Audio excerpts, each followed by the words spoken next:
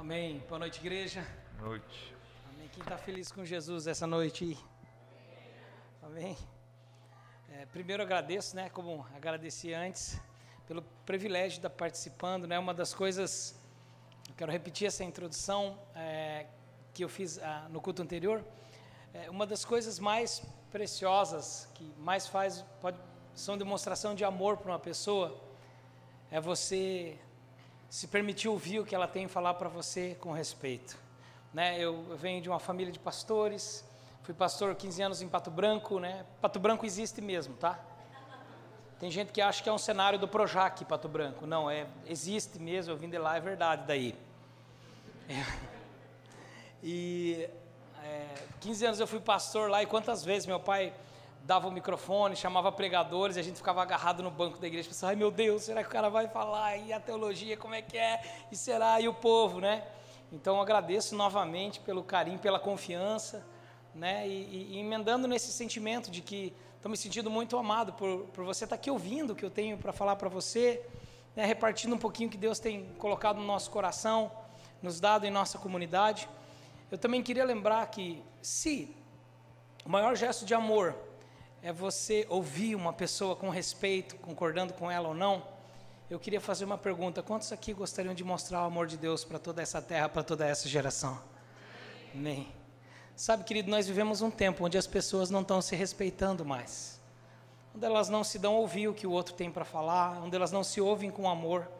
Nós estamos vivendo num tempo que só pelo fato de você ser cristão, as pessoas já pressupõem os teus pensamentos, já tem críticas contra você. Eu ouvi esses dias, em um dos cursos de treinamento comportamental que eu fiz, junto tinha uma atriz famosa aí da televisão, estava fazendo o mesmo curso, e era uma semana internados num hotel, todos os alunos, e ficamos amigos, e essa moça falou para mim assim, eu te acho muito inteligente, a gente está ficando amigo todo mundo, se respeitando, acho que a gente tem um nível já de relacionamento para eu te falar que, assim, não é que você é burro, é que para mim você é um idiota só pelo fato de você acreditar na Bíblia, Porque para acreditar na Bíblia tem que ser muito idiota, E na hora veio uma resposta na minha boca, sem muito amor, eu falei, para mim, eu parto do pressuposto que você é inteligente, mas é idiota, porque seus filhos do primeiro e do segundo casamento estão sozinhos com o pai, os pais, Então cada um... E naquele momento quebrou o nosso relacionamento, e eu perdi uma grande oportunidade de não dar uma resposta e mostrar amor, mas eu tinha que sair por cima. E naquele momento eu percebi o quanto é importante a gente amar as pessoas, sabe? Nesses dias, especialmente na próxima semana e nos dias que vão depois dessa próxima semana, não vai melhorar.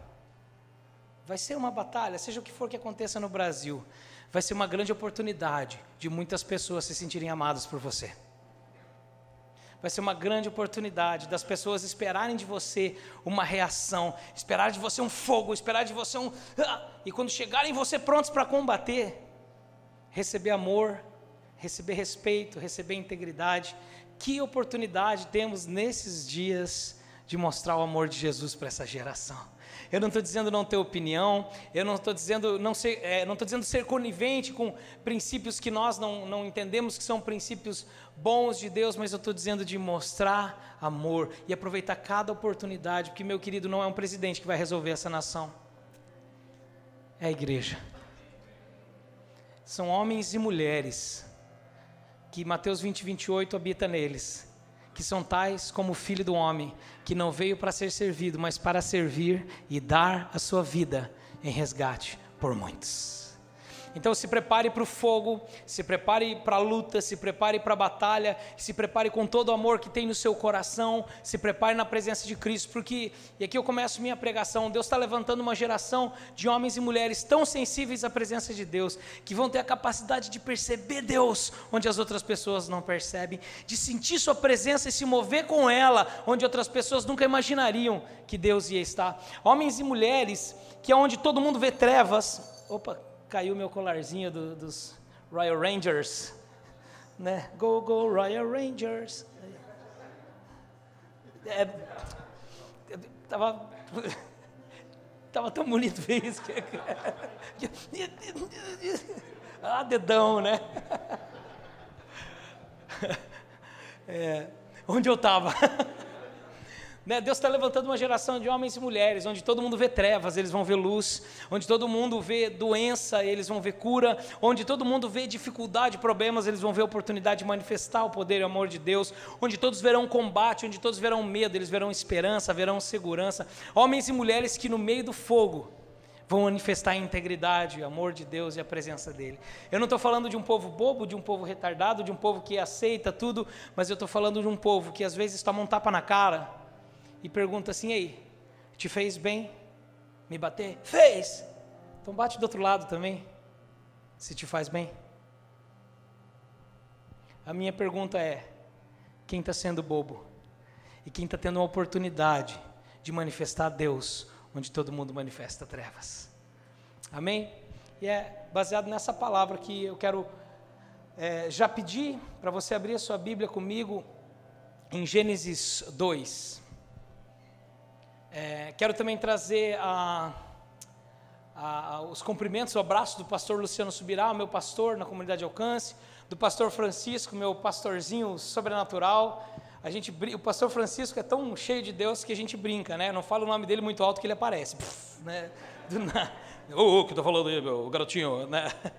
É um senhor de 60 e tantos anos, eu falo e tantos, né, para não tomar bronca dele, que eu sei que está filmando, né? Não se importa com isso. E é um homem de Deus tão profundo em Deus. Ele tem experiências com Deus, irmão, pegada apóstolo Paulo, assim, né? Você tem que entender o nível de entrega, de relacionamento com Deus que ele tem. Certa feita ele estava saindo de casa e uma voz falou no coração dele assim: pega seu carro e sai dirigindo. Ele pegou o carro e saiu dirigindo. Aí a voz falou: agora pega a esquerda. Ele pegou a esquerda, agora a direita, e agora vai até a próxima, vai, e ele foi sendo levado até o centro da cidade, e a voz falou: agora para. Ele parou. Aí abre a janela e pega os R$300 que você tem no bolso e dá para aquele cara que está ali, de pé na esquina. Ele olhou para o cara, falou: Deus, acho que está amarrado, né? O inimigo está sibilando no meu ouvido, né? Desceu do carro, foi lá e deu dinheiro para o cara. Quando ele deu dinheiro para o cara caiu aos prantos. Eu falei para Deus que se ele existia, ele era meu pai, para ele mandar alguém me trazer R$300. Agora o cara caiu no chão chorando, aceitou Jesus, teve uma experiência com Deus, e daí afora. Outra feita, eu estava, ele trabalha com apostolado de igrejas e apostolado de pastores, então eu fui viajar com ele para uma igreja que ele apostola em Juí. Na volta, né, os pastores da igreja bem novos, na volta eles estavam nos trazendo de Juí para Porto Alegre, acho que dá uns 300 quilômetros, não sei, para pegar o avião. Pastores bem novos, né, 28, 30 anos de idade, o casal. E a pastora perguntou assim: pastor Francisco, me responde uma pergunta, uma curiosidade, é verdade que tem gente que jejua uma semana só com água, 30 dias só com água, né? Aí o pastor Francisco: bom, garotinho, na verdade, um jejum de 40 dias só na água é muito importante fazer pelo menos 1, 2 vezes na vida. Eu estou me preparando para o próximo. Jejum de 30 dias, uma vez por ano, cada 2 anos, é importante um jejumzinho de 30 dias assim. Jejum de uma semana é um jejum básico, né? Assim, você faz sempre, né? Eu jejuo menos de uma semana, a não ser que jejue 3 dias, que daí é um aperitivinho só. Eu assim, do lado dele, né? Tipo, tomara que não pergunte nada, né? 3 dias é um aperitivinho, e jejum de um dia só, uma vergonha, né? O cara que tem ministério, eu jejuar um dia só, né? Aí eu, ok, entendi, pastor, entendi, né? Primeiro discipulado que eu fiz com ele, cheguei em Curitiba. Não, ainda foi em Pato Branco, né? Ele apostolava sobre a igreja de Pato Branco, eu era pastor lá, e o meu pai, que era pastor, entregou a igreja para o meu irmão, e falou assim: agora vocês procurem alguém para pastorear vocês, porque eu já não quero mais pastorear, eu quero que vocês tenham outros pastores. E eu me agarrei no pastor Francisco, né? Já sabia que ele era um homem profundo em Deus, e foi no primeiro discipulado, ele pergunta assim: quantas horas você ora por dia? Então, pastor, assim, uns 10, 15 minutos. Isso quer dizer que você ora 3 vezes por semana, uns 5 minutos, né? Então, como é que você vai discutir com um homem desse, né? Verdade. Ele falou: como é que você diz aí que teu ministério, Filhos do Homem, viaja no Brasil inteiro e não tem 1 hora de oração por dia? Como assim? Não pode dizer que tem ministério se você não tem 1 hora de oração por dia. Então você não é um ministro, né? A primeira coisa que o ministro faz é orar. Como é que um ministro que não ora não é um ministro, né? Pode ser um cantor, pregador, mas ministério não é. Então ele sempre foi muito profundo, muito desafiador ter sido discipulado pelo pastor Francisco. Ele teve uma experiência muito intensa com Deus. Uma vez ele foi dormir domingo à noite depois do culto, de manhã não acordou. E a pastora chacoalhou, mexeu e ele não acordou. Segundo dia dormindo, não acordou. Terceiro dia, quarto dia, né? A pastora chamou o médico examinou, fez tudo que é tipo de exame nele e falou: não tem nada, ele só não está acordando. E ele dormiu uma semana, todo mundo apavorado, sem saber o que estava acontecendo, né? Batimento cardíaco baixo, normal. Uma semana ele não levantou, não comeu, não foi ao banheiro, nada. Uma semana. Na outra segunda-feira ele levantou, semana depois, falou: vamos, Didi, que eu tenho compromisso, não sei o que lá. Ela apavorada, olhou para ele assim: o teu compromisso foi semana passada, bem. Ela chama ele de bem, né? O bem, teu compromisso foi semana passada. Ah, então faz sentido o sonho que eu tive. E aí ele começou a contar o sonho, né? Reuniu o presbitério da igreja, a liderança da igreja, contou o sonho completo só para a liderança da igreja. Eu não fazia parte. De vez em quando ele deixa escapar alguma coisa, e isso aí é daquela vez. É verdade. Então Deus deu experiências muito incríveis para ele. Ele assistindo aquele filme do Mel Gibson, né? Do Jesus apanhando lá, todo aquele papo, né? E aí ele assistindo o filme falou: isso aí é brincadeirinha de criança, isso aí não é nem 10% do que fizeram com ele. No começo de conversa ele não estava nem com essa roupinha aí, estava pelado mesmo, os caras batiam nas partes dele também, não era nada disso. Como é que você sabe isso? Não, fiquei um tempo lá em Jerusalém, vendo Jesus, cara, aí eu né? E quando ele contou essa experiência do presbitério, o pastor Luciano Subirá, que hoje é um dos maiores escritores cristãos, né, no Brasil, o pastor Luciano falou: pastor Francisco, uma experiência louca dessa, o senhor tem que escrever um livro. Ele, né, até o Luciano falou: se fosse eu, tinha escrito um livro já, né? E o pastor falou assim: garotinho, por isso que Deus não deu para você, Deus para mim, né? Porque você, Deus fala, você sai contando para todo mundo, tem coisa de Deus que é só para você, não é para ficar falando para as pessoas, né? Então é meu pastor muito querido, e eu venho do ambiente de homens que ouvem e manifestam a Deus. Uma vez eu perguntei para o meu pastor, para um dos meus pastores, falei: pastor, como é que o senhor ora e as pessoas são curadas, estica a perna, estica o braço? E eu fui orar por um cara uma vez, irmão, fui orar por um cara, falei: agora levanta e anda, em nome de Jesus. O André está dando risada em mim, que você já sabe, né? Falei: eu levanta e anda, puxei o cara da cadeira de roda, o cara, esses bodegou no chão, cara, bateu o nariz, tudo. Então, tem alguém com gripe para me orar, né? Saí por aqui bem fininho. Cara, passei vergonha, meu Deus, quanta vergonha. E quando eu fui falar pastor, perguntei: pastor, orei pelo cara lá, Deus está de brincadeira comigo, orei pelo cara, ele caiu no chão, se arrebentou. Aí o senhor ora, os caras ficam sendo curados. Aí ele falou para mim assim: por quantos caras você derrubou da cadeira já? Falei: só um. Por isso que ninguém é curado. Foi depois do 15º que o primeiro foi curado, começou a ser curado todo mundo. Porque não é teu respeito, é respeito dele e o que ele quer fazer a hora que ele quer. Você vai lá e ora, faz o que ele mandou.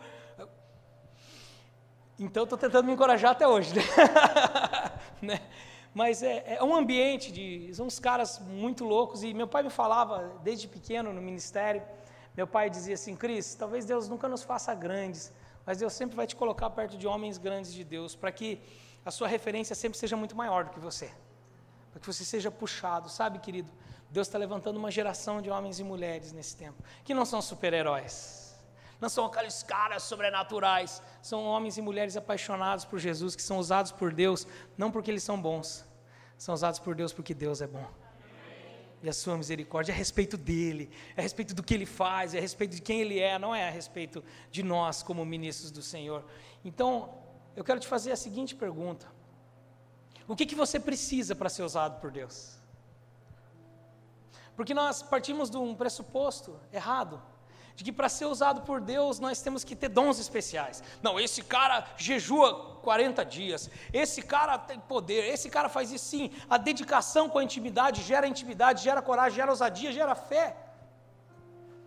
Mas a gente pensa: não, eu não canto, eu não sei pregar, eu não sei falar, não tenho seminário, não tenho teologia, não sou cantor. Meu querido, o que você precisa para ser usado por Deus? Essa é a primeira pergunta da noite. Porque Deus vai te usar e eu incentivo você a dizer amém quando eu terminar essa frase, só se você quiser.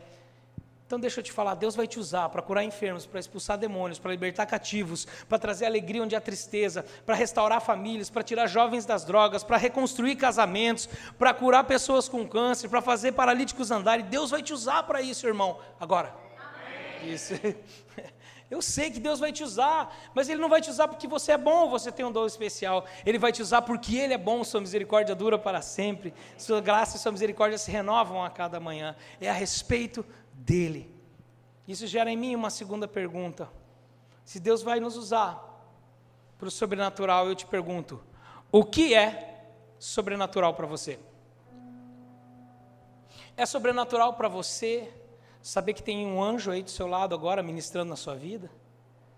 Que tem um espírito dentro de você, que ao mesmo tempo está dentro de Deus e é Deus também, e ao mesmo tempo está dentro do irmão que está do seu lado e sabe as dores, as tristezas, as necessidades do seu irmão?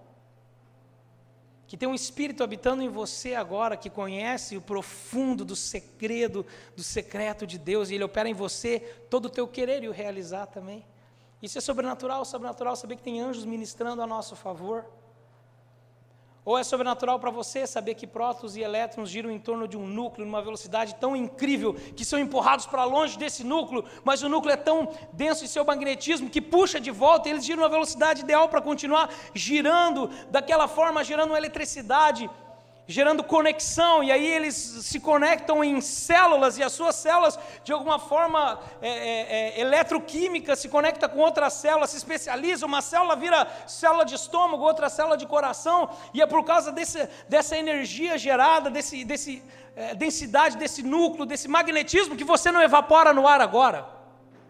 Ou será que é sobrenatural saber que a Lua está girando em torno da Terra numa velocidade tão incrível, nesse mesmo princípio dos átomos, a Lua está girando ao redor da Terra numa velocidade tão incrível que ao mesmo tempo que ela é empurrada para longe pela força centrífuga, ao mesmo tempo o núcleo da Terra tão denso gera uma força sobre ela chamada gravidade e puxa a Lua de volta. E ela fica tão equilibrada no céu. Prova isso aí para mim, irmão. Ou alguém falou para você?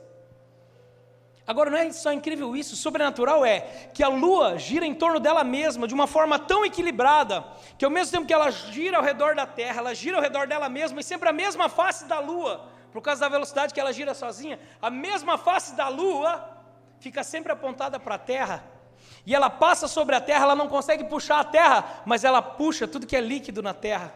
Então ela puxa o mar, quando passa por cima do mar, e a maré desce. Aí ela dá volta na Terra, o mar desce, a maré sobe. Por isso que tem épocas da Lua que se você plantar, cresce mais rápido, porque é a época que a gravidade está daquela forma. Por isso que você corta a ponta do cabelo, as mulheres sabem disso, né? Tem Lua para cortar a ponta do cabelo, o cabelo cresce mais rápido. Fala para mim, o que é sobrenatural para você? Nada é sobrenatural. Afinal, 500 anos atrás, sobrenatural era o Deus Sol, Tupani, o Deus Sol, que quando estava feliz, regava a terra com a chuva, nascia de manhã, fazia as plantas crescerem, e aí vinha Deus a Lua, e Ansã, e blá blá blá, e tudo isso era sobrenatural, e é uma bola de gás no céu pegando fogo. Abra sua Bíblia comigo em Gênesis 2:7. E esse é o momento, Gênesis 2:7, onde a alma do homem foi criada. A alma do homem foi criada aqui. Então o Senhor Deus formou o homem do pó da terra e soprou em suas narinas fôlego de vida. E o homem tornou-se um ser vivente. Outra tradução diz assim: então o Senhor Deus formou o homem do barro, do pó da terra, e soprou nas suas narinas do seu próprio espírito de vida, ou do seu próprio fôlego de vida. E quando ele soprou no nariz do homem, o homem fez assim, se tornou consciente, ou a Bíblia diz, se tornou nefesh, ser vivente. Nefesh, essa palavra significa mente e emoções de um ser vivo. Nefesh significa mente e emoções, a sua alma. Deixa eu te apresentar a sua alma. Diga, minha mente, minhas emoções são a minha alma. Então, quando alguém perguntar o que é a sua alma, você já sabe, é minha mente e meu coração. A sua alma é outra palavra para alma no hebraico, E eu quero que você abra, enquanto isso, a Bíblia em Provérbios 4, 23. Outra palavra para alma no hebraico é a palavra lebav. Vamos ver onde ela aparece em Provérbios 4, 23. Acima de tudo, que deve guardar, guarde o seu coração, pois dele depende toda a sua vida. Uma tradução mais gospel que eu gosto, né? Se tiver aquela tradução mais evangélica, você pode pôr aí. Diz assim: de tudo que deve guardar, guarda primeiro o teu coração, porque dele procede todas as fontes da sua vida. Porque a função da nossa alma, da nossa mente e no nosso coração, são as fontes da vida.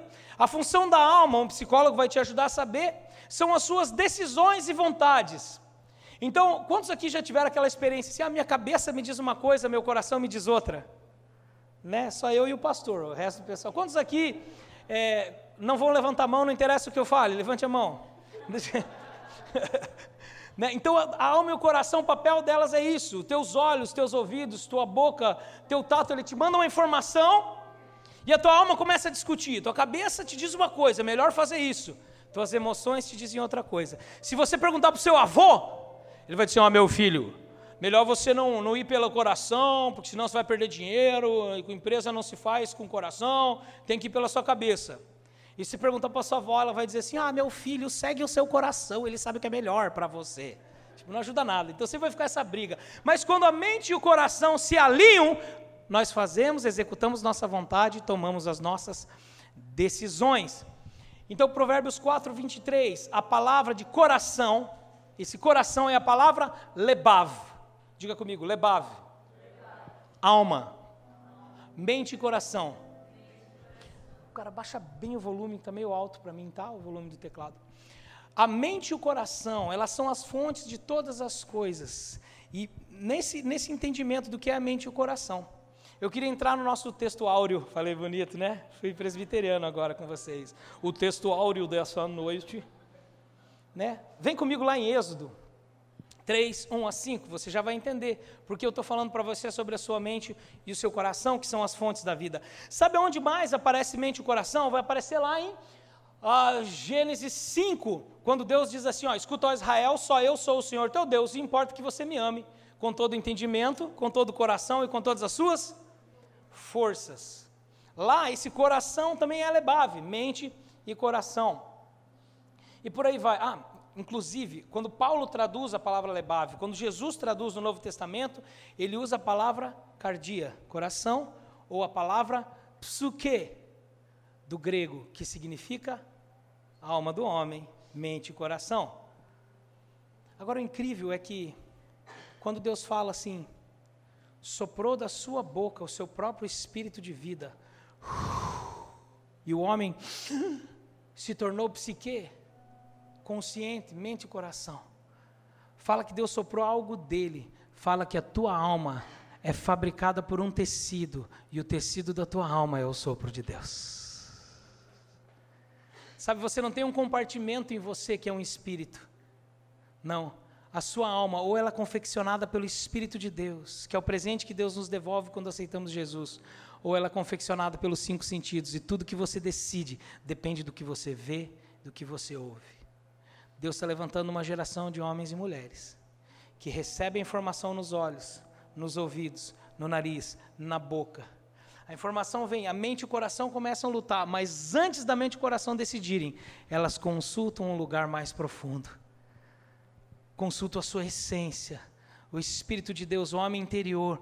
Então volto com uma decisão que não é mais baseada no que vemos ou ouvimos, é baseado no Espírito que habita dentro de nós, que não só habita, mas o Espírito que forma a nossa mente e o nosso coração. E isso me traz ao nosso texto central, Êxodo 3, 1 a 5, e a grande questão, porque uma boa pregação precisa de uma pergunta muito grande, ou várias perguntas, né? E uma boa pergunta sempre traz uma resposta mais 4 perguntas, né, irmão? Então, pregação de verdade, você não termina, você abandona, né? Você não termina a pregação, desisto, beleza, só até aqui, semana que vem. Spurgeon, que perguntaram para ele, né? O senhor preparou a palavra hoje, pastor? Ele disse assim, estou preparando há 25 anos, não consegui terminar ainda, né? Então, Êxodo 3, 1, diz o seguinte, estava Moisés apacentando o rebanho de Jetro, seu sogro, sacerdote de Midian, levou o rebanho para trás do deserto e chegou a Horebe, monte do Senhor, e apareceu-lhe o anjo do Senhor em uma chama de fogo no meio de uma sarça. Moisés olhou e viu que a sarça ardia no fogo, mas não se consumia. Que impressionante, pensou, por que a sarça não se queima? Vou ver isso de perto. O Senhor, Yod-Heh-Vah-Heh, Jeová, o Senhor, vendo que Moisés se aproximava, do meio da sarça o chamou: Moisés, Moisés. E ele respondeu: eis-me aqui, Senhor. Então Deus disse: não se aproxime, tira as sandálias dos seus pés, pois o lugar que você pisa é terra santa. Amém?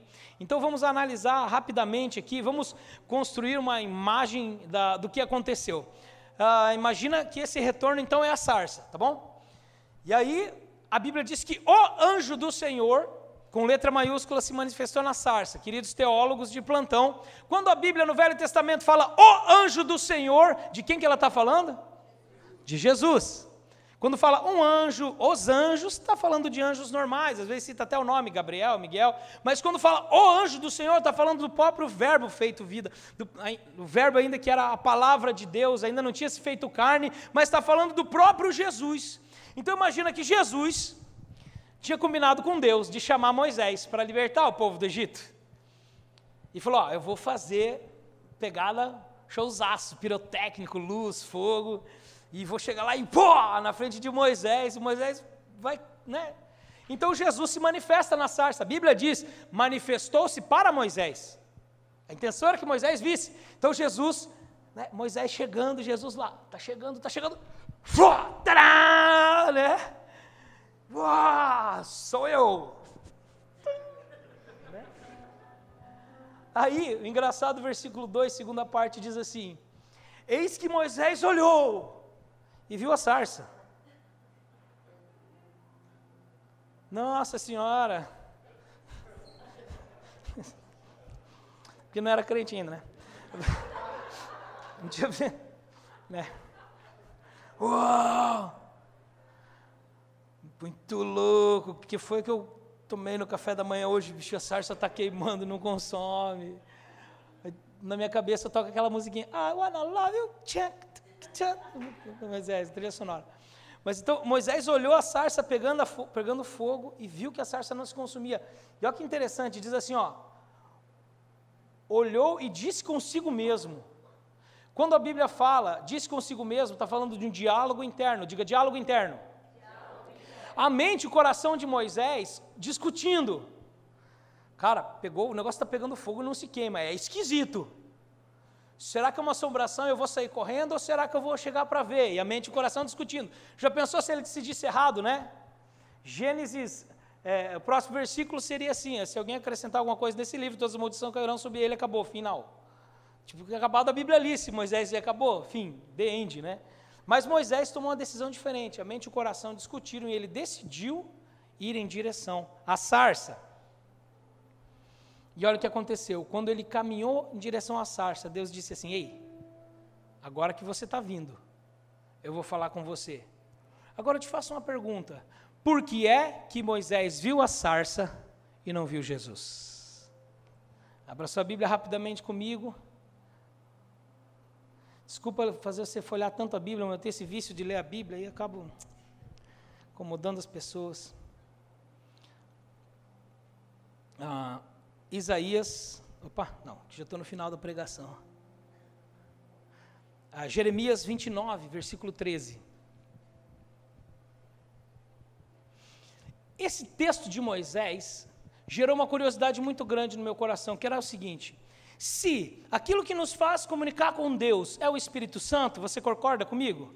O Espírito Santo você faz comunicar com Deus, como é que pode aqueles homens do Velho Testamento, que não tinham o Espírito Santo morando neles, se comunicar com Deus? Jeremias 29, 13 diz, buscar-me-eis e me achareis, quando me buscares de todo o lebav. Me buscareis e me achareis, ensinando Israel aqui, quando você me buscar com toda a mente e com todo o seu coração, quando o teu lebav apontar para mim, quando as tuas emoções e a tua mente estiver apontado para mim, você vai me perceber. E eu comecei a fazer essa pergunta para Deus, como é que pode, Pai? Como é que pode um homem que não tinha o Espírito Santo se comunicar com o Senhor daquele jeito incrível que eles se comunicavam? E Deus me respondeu a pergunta. Sim, meu filho, eu que te pergunto, como é que pode homens que têm o Espírito Santo hoje dentro deles não sentirem a presença e não conseguirem se comunicar comigo? O Espírito Santo é assim, ele sempre acaba com o meu cristianismo. Toda vez que eu vou ler a Bíblia, meu ministério acaba e dá aquela, tem que começar de novo tudo. Deus colocou uma regra no reino do Espírito. Eu não vou ter tempo de discorrer os 20, 30 versículos que eu tenho sobre isso, mas eu quero pegar esse principal. Você vai me perceber quando você apontar para mim, tua mente e teu coração. Por isso que quando ele falou a Moisés, a primeira coisa que eu quero que você ensine para o povo é o seguinte, diz para eles, eu sou o Senhor seu Deus, aponta para mim. E importa que vocês me amem com todo entendimento, com todo o coração e com toda a alma, todo o lebav, com toda a sua força. Porque quando o povo olhar para mim, Moisés, não vou precisar mais de você. Porque o plano principal era o povo inteiro ouvir a Deus. Mas o povo disse, não, Deus, nós temos medo. Fala com Moisés. E o povo não apontou o coração para Deus. O povo apontou o coração para o umbigo, Estamos com fome. O exército está vindo, no Egito era melhor, mas tinha um homem no meio do povo, cuja mente e coração era apontada para Deus. Mas e hoje, irmão? Quando uma microfonia do som tem um poder incrível de tirar nossa mente e nosso coração de Deus. E às vezes, por causa que a canção é tão legal, ou porque o som é ruim, nós não percebemos a presença de Deus. Porque a presença de Deus não é a respeito da música que nós cantamos, não é a respeito do sentimento que nós temos aqui. A presença de Deus é a respeito do nosso coração e a nossa mente. O adorarem em espírito e em verdade. Em espírito quer dizer, independente de tudo que você vê, que você ouve, e em verdade quer dizer que a nossa adoração é fundamentada nele. Então vem essa regra de ouro. Quando você aponta a tua mente e teu coração para mim, você vai me perceber. Então Moisés chegou lá, e Jesus se manifestou na sarça, mas Moisés não viu Jesus, Moisés viu apenas a sarça. Porque a mente e o coração de Moisés, eles não pertenciam a Deus. Moisés tinha sido criado para ser o irmão do faraó, do Deus Sol. E aí ele descobriu que a mãe dele era uma hebreia, então ele estava assim, a mente, não sei se eu sou egípcio, se eu sou hebreu, nessa crise, nas suas reações, ele acabou fugindo, foi para o meio dos midianitas, porque ele não sabia quem ele era. Para Moisés, Ra, Isis, Tamuz, Jeová, era tudo a mesma coisa, eram deuses de um povo, que ele não sabia se pertencia. Mas naquele momento que Deus fez, foi pegar toda essa vida desmanchada de Moisés, de 40 anos no deserto, e apontou de volta para Deus, para que Moisés pudesse ouvir a voz de Deus. Então, eu estou falando aqui dessa noite, desse personagem maravilhoso da Bíblia. Eu trabalho com espelhamento de personalidade, lá no meu trabalho. Quando uma empresa quer prosperar, pega o líder da empresa, espelha no comportamento, na personalidade de um líder de uma empresa de sucesso, e imitando o cara de sucesso, o cara vai desenvolvendo o seu sucesso. Então hoje eu queria espelhar, eu queria imitar esse personagem bíblico, tão incrível, que manifestou tanto poder de Deus, que por causa desse personagem bíblico, a história de Israel se dividiu, a nossa história mudou, Israel se tornou uma nação, passou de escrava para a nação santa do Senhor. E eu estou falando desse personagem, o nome dele é a sarça. Estou falando da sarça, o personagem que nós devemos espelhar. Porque quando Moisés viu a sarça, Moisés não disse assim, uau, uma sarça,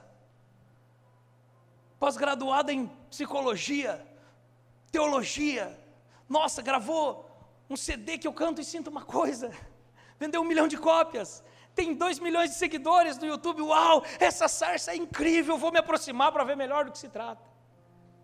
Você sabe o que atraiu Moisés, querido? Abra sua Bíblia comigo em Isaías 43, 2. Bom, vamos olhar aqui então, já que ele já abriu. Quebrou a surpresa? Quando você atravessar as águas, eu estarei com você. Quando você atravessar os rios, eles não te encobrirão. Quando você andar através do fogo, você não se queimará. E as chamas não arderão, não te deixarão em brasa. Minha tradução diz, não arderão em ti. Sabe, querido, o que atraiu a mente e o coração de Moisés não foi o quão incrível a sarça era, foi o fato dela estar passando pelo fogo e não ser consumida. E quando ele se aproximou para ver melhor do que se tratava, vem esse versículo lindo, que é o versículo 4 de Êxodo 3, que diz assim: vendo Deus que Moisés se aproximava do meio da sarça, falou com ele.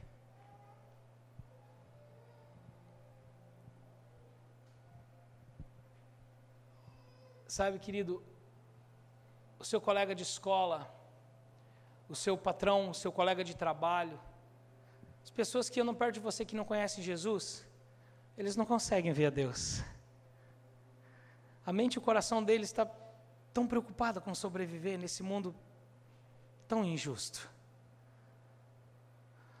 Não conseguem ver a Deus, mas conseguem ver você. Eu não sei qual é o fogo pelo qual você tem passado. Não sei se é financeiro, eu não sei se é emocional, eu não sei se é uma doença, eu não sei se é uma dificuldade familiar. Mas eu sei que você nasceu para, ainda que passe pelo meio do fogo, não ser consumido pelo fogo. E as pessoas vão chegar perto de você e vão olhar para você. Jeová, Nossa Senhora, Ra, Tamuz, tudo a mesma coisa. Não sei quem é meu pai, não sei quem eu sou, não sei a que povo pertenço. E eles vão estar andando no meio do deserto e quem sabe, aquele cara homoafetivo que xinga você porque você é crente, ou aquele cara que simplesmente não gosta de crente, ou aquela pessoa que te oprime tanto, você se sente oprimida por ela, talvez aquela pessoa andando no deserto seja um Moisés, e você seja a sarça que vai mudar a história de uma geração. Só que quando eu olhar para você, querido, não é a respeito de quais são os talentos que você tem para manifestar a Deus, é a respeito de quem Deus é e o efeito que Jesus tem em você. E eles vão se aproximar e perguntar assim: ei, você não vive num país injusto como eu vivo? Vivo. Você não tem dificuldade financeira? Tenho. Você já perdeu alguém que você ama por uma doença ruim? Já. Você já foi internado no hospital? Sim. Você pega gripe? Pego. Vocês têm dificuldade no casamento? Tenho. Como é que pode você passar por tudo que eu passo? E você não tem palavras de desespero na sua boca, de murmuração, de desgraça, você não está reclamando do dinheiro, não está reclamando da esposa, do marido, você não está reclamando da política, você não está aqui murmurando. A pergunta deles é: como é que pode você viver no mesmo mundo que eu vivo e ser feliz? Como é que pode você passar por tudo isso que eu passo e ainda manifestar essa paz que eu não consigo entender? A paz que excede todo entendimento. E quando eles se aproximarem de você perguntando isso, você vai poder dizer: então vem, tira a sandália dos teus pés. Quando Deus mandou Moisés tirar a sandália dos seus pés, não era porque Deus tinha comprado um tapete novo e não queria que Moisés sujasse. Não era porque, não, aqui é o templo sagrado de Jerusalém, e você com esse chinelo está desrespeitando o costume de Deus. Não. Quando Deus falou para Moisés: tira a sandália dos teus pés, ele disse: não se aproxima de mim com proteção entre nós. Tira o couro, tira a sandália e põe os teus pés na terra santa. Deus queria ser tocado por Moisés. Deus queria tocar Moisés. Ele disse: Moisés, vem, tira a sandália, toca com a tua pele no solo sagrado, se permita tocar na minha santidade. Moisés, eu quero que você me perceba de um jeito que ninguém mais nessa terra, nesse tempo, pode me perceber.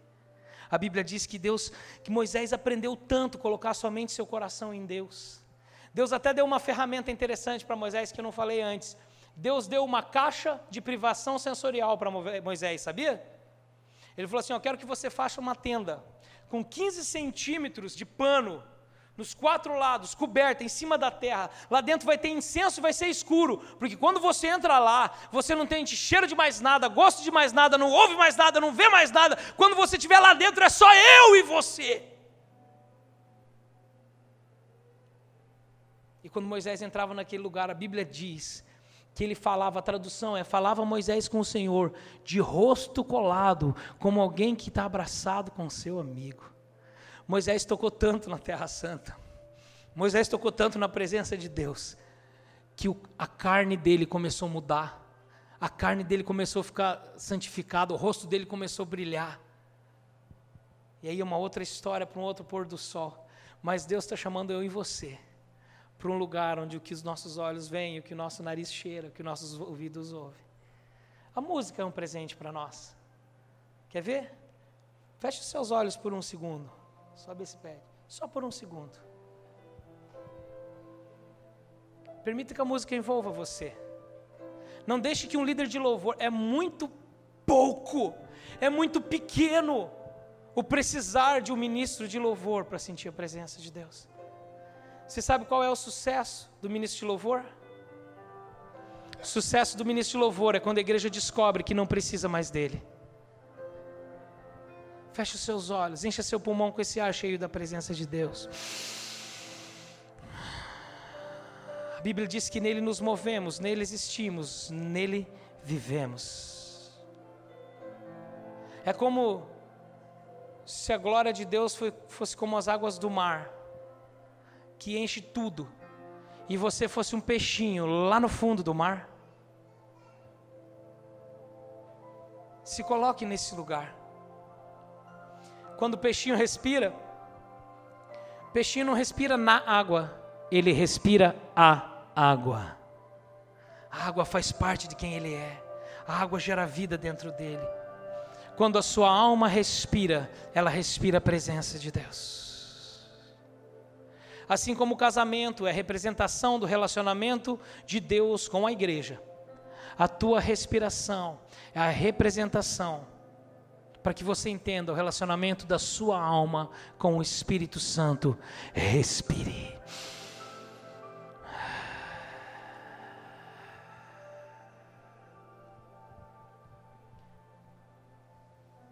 Eu quero deixar um presente, eu não quero que isso seja uma pregação. Eu quero que seja uma experiência para você levar para casa, para começar a disparar algo novo na sua vida com Deus. O nome de Deus, Yod-Heh-Vah-Heh, na filologia, onde nós estudamos o estudo das línguas mortas, línguas que não existem, nós aprendemos que o cananeu fundamentou o aramaico, o hebraico. E o nome de Deus no hebraico é Yod-Heh-Vav-Heh. Quando Moisés perguntou, quem você é? Deus disse, eu sou Yod-Heh-Vav-Heh. Essas três letras, Yod-Heh-Vav, juntas elas não têm significado nenhum. Deus usou 4 letras que não se conectam, Yod-Heh-Vav, e repete o Re, para falar o nome dele. Por que ele usou 4 letras que não têm sentido para falar o nome dele? E quando você vai estudar a filologia, veja bem, não é doutrina e não é teologia, ok? Quando você vai estudar a filologia, você descobre que o nome de Deus em aramaico, segundo a filologia, era pronunciado assim, Yod, no aramaico era pronunciado sem o som, sem sons mecânicos, de língua, de palato. Yod era pronunciado só com ar, pronunciava assim, ó, Yó. Re é chamada letra de Deus porque ela gerou o nosso H de homem, que quando você fala homem, você não ouve o H, mas ele está lá, igual Deus. É o H de Abraão. Abraão virou Abraão. Esse Re é pronunciado assim, ó. Então, Yod, Re e Vav é pronunciado Ó. Então Moisés perguntou, ei, quem você é? Deus falou assim, eu sou.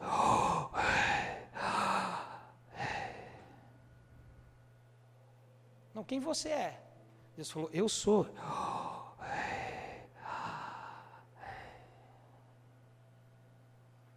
Por isso que os rabinos dizem que o nome de Deus não pode ser pronunciado. Porque o nome de Deus é, na verdade, o som da sua respiração.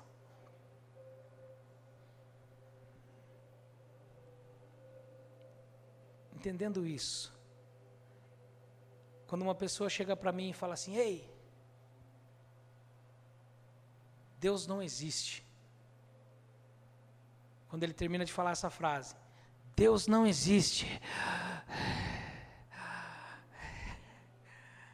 Você é um idiota porque você crê na Bíblia.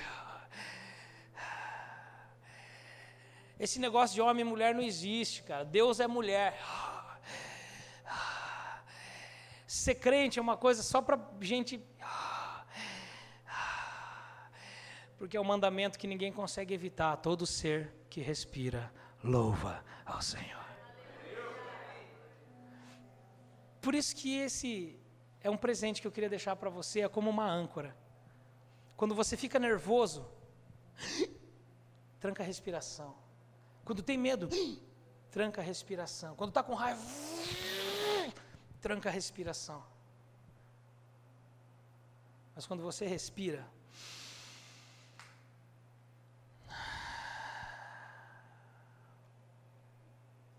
nada pode roubar de você o poder de fechar os seus olhos e respirar. Deus está levantando uma geração de homens e mulheres capazes de se conectar com Deus em qualquer momento, em qualquer situação. Homens e mulheres que se conectam com Deus com meia hora de louvor, mas se não tem meia hora de louvor não tem problema, se conectam com a mesma intensidade, com a mesma força. Homens e mulheres que quando leem a Bíblia, eles não apenas comem e mastigam, eles bebem. A Bíblia não entra neles pelo raciocínio só, a Bíblia entra neles pela revelação, pela respiração, ela se torna parte do oxigênio que nós respiramos. Deus está levantando a PIB nessa cidade, não só para ser uma igreja que impacta a sociedade, mas uma igreja que transforma de dentro para fora a alma de uma cidade. Foi muito perceptível nos 2 dias que eu estive aqui, quantas pessoas com dificuldade de identidade, você sabe do que eu estou falando.